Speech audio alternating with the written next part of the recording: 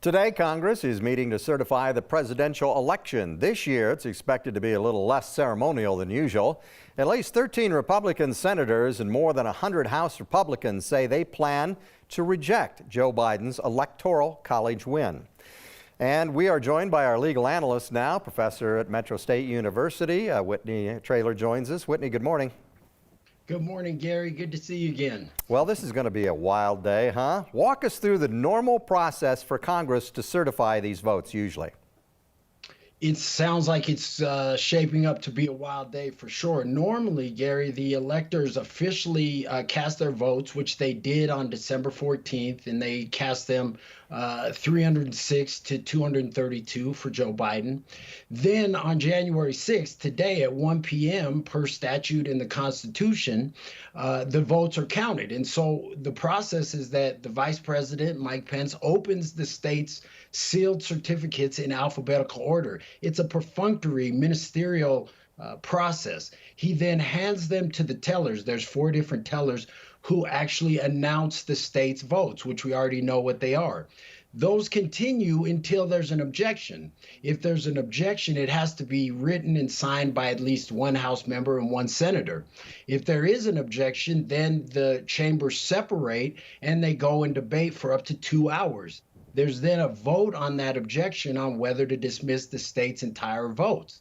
And just to point out, no state's votes have been dismissed since the Electoral Vote Count Act, the actual act that we're proceeding on, passed 130 years ago. So after the vote on the objection, Congress reconvenes and continues with the count. So that's the normal process. Sometimes it takes, less than an hour. We'll see what happens today. Yeah, I mean, it sounds like it's going to drag on a little bit today because all these people in the House and a few in the Senate say they are going to object. So then what happens then? Don't they have to explain why they're objecting? Sure, they have to object. It has to be in writing. And then, as I said, they have 2 hours to debate those. Now, in this case, it sounds like there's at least 12 GOP senators and over 100 Republican representatives that say that they plan to object. And it sounds like there will be maybe 6 states that they object to. So that could be up to 12 hours. Although in 2005, the last time that we had an objection with both chambers involved, just that one state took almost 3 hours to debate.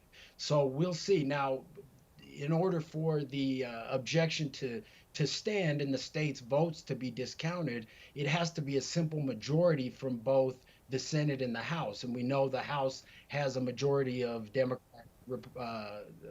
members, so it probably won't pass in the House. It won't pass in the House. And in the Senate, there's a number of Republican senators who said they won't vote for it as well. So it doesn't look like it will pass.